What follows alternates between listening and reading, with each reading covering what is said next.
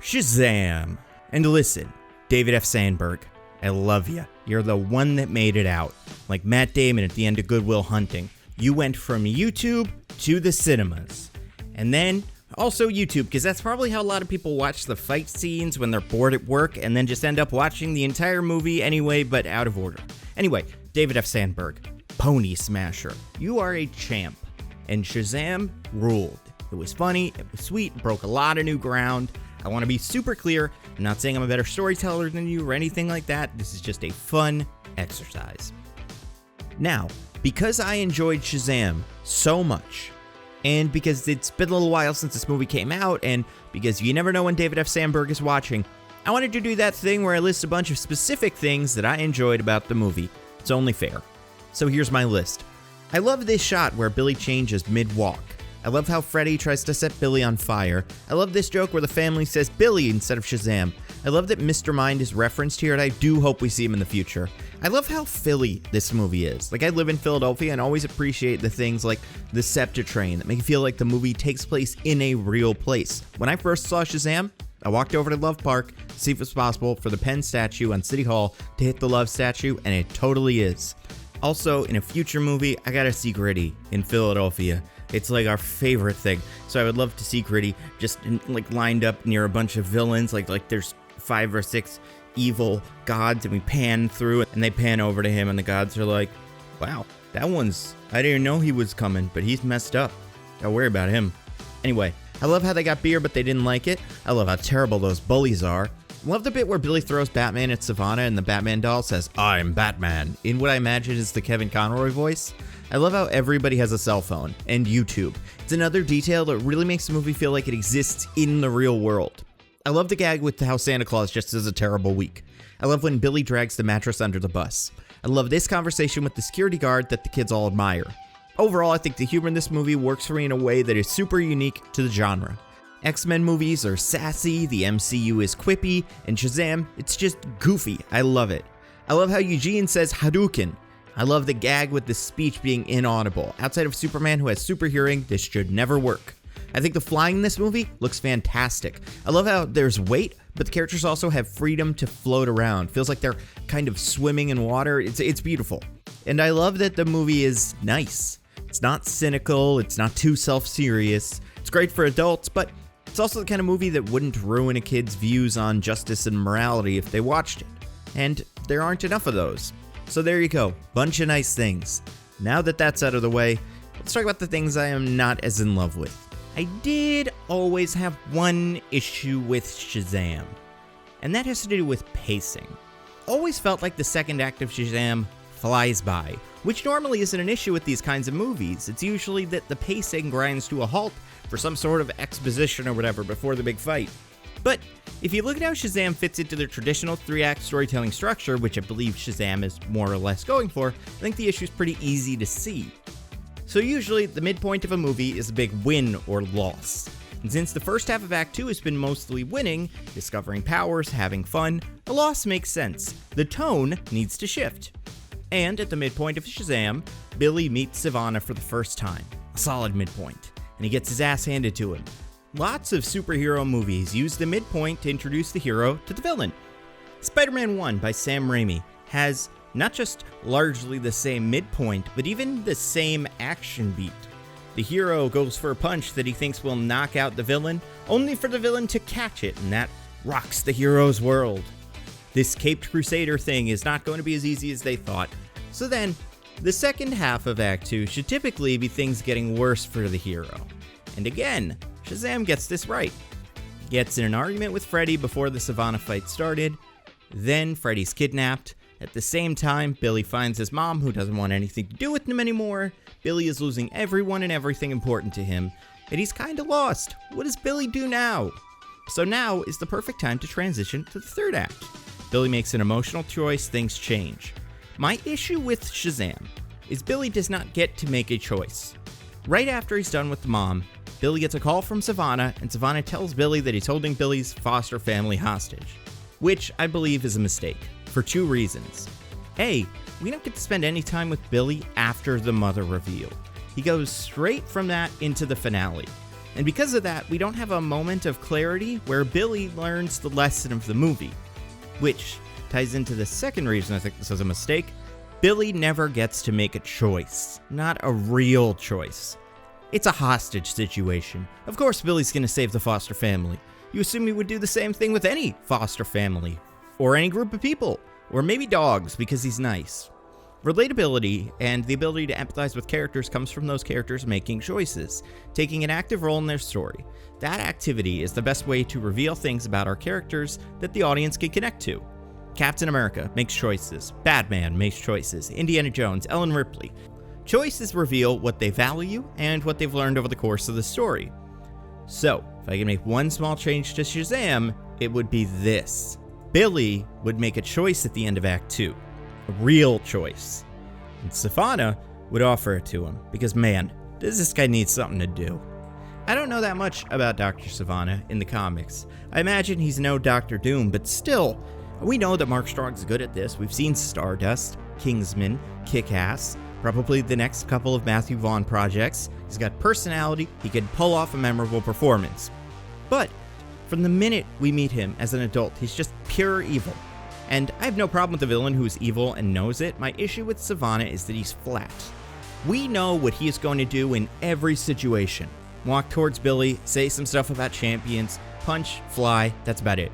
He's not going to surprise us. And I feel like there's an opportunity with Sivana to do something surprising and interesting. After all, he and Billy share quite a bit. Childhood traumas, parents who don't want them, that's great. That's the mark of a good villain. There's some reflection of the hero. And yes, the movie almost touches on this connection at the Rock of Eternity, with Billy bringing it up briefly as the fight starts, but Sivana doesn't listen, and I believe that conversation could be better served with some tweaks. So here's my version. Billy's mom rejects him, and Billy hears a voice in his head, telling him to go to the roof. So Billy follows the voice, and when he reaches the roof, he finds Sivana. Little Billy Batson. We have more in common than you think. Oh, really? From where I'm standing, I have 2 eyes and I'm not working for some evil statues. Very funny, Billy. You see, when I was a child, in fact, the day I first visited the wizard, I got into a car accident that paralyzed my father. He never forgave me. Not that he ever really liked me before, but he made it very clear from that point on that he did not want me.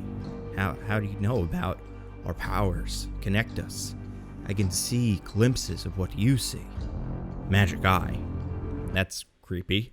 Okay, relax. Anyway, I learned a lesson from my father. Family will let you down every time. So what? So the power we have is immeasurable.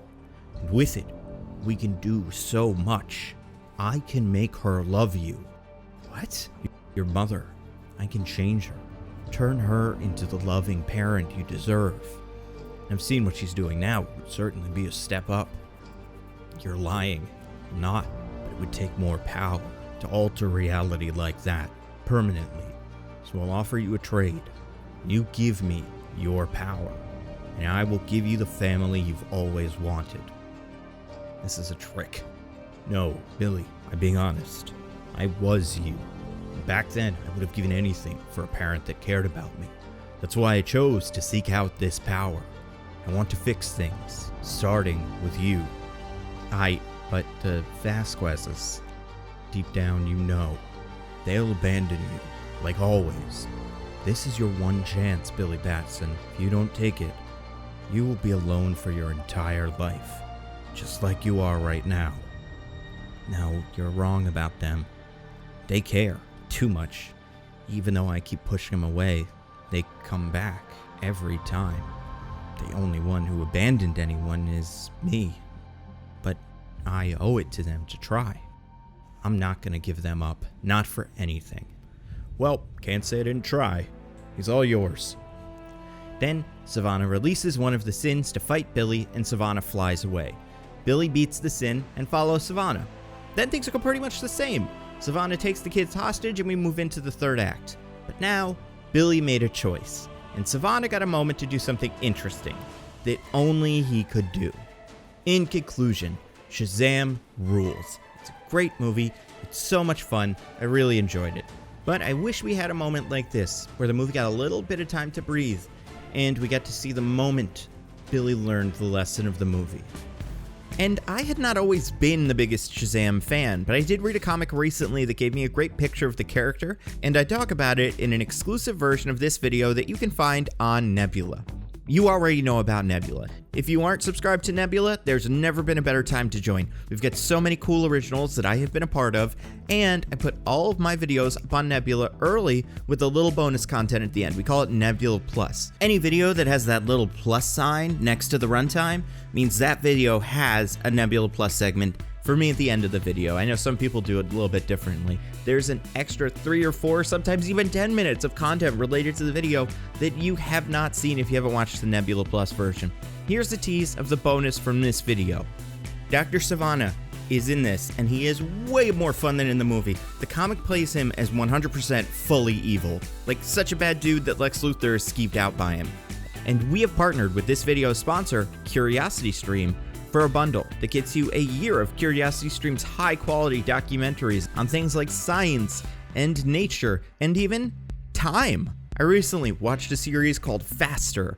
It's about humanity's quest to save time. It talks about the creation of and the idea behind the elevator, the highway, shopping mall, plastic container, microwave. It's very interesting. So if you want to get access to that bundle that includes Nebula and CuriosityStream, a yearly subscription is only $15. Which not only helps you support your favorite creators, but it also means you don't need to watch sponsor reads and you get to see exclusive Nebula Plus content. The link is in the video description. It is curiositystream.com/NandoVMovies. Go check it out. As always, I've got to give a huge thank you to everyone who continues to support the channel on Patreon. You guys are amazing. If you want to see your name up here, get access to videos early. If you want to join the Patreon exclusive whiteboard videos, they're like live streams that I do based on the suggestions of the patrons. One of them was, what's your Shazam small change? And that's where I came up with this idea. I think it was really fun. So you can, throw in literally any amount of money if you want to join in on those. If you want to suggest them, it's $5 a month, which is, it's nothing for quality content like this because you guys are such huge fans and you know how much I appreciate it.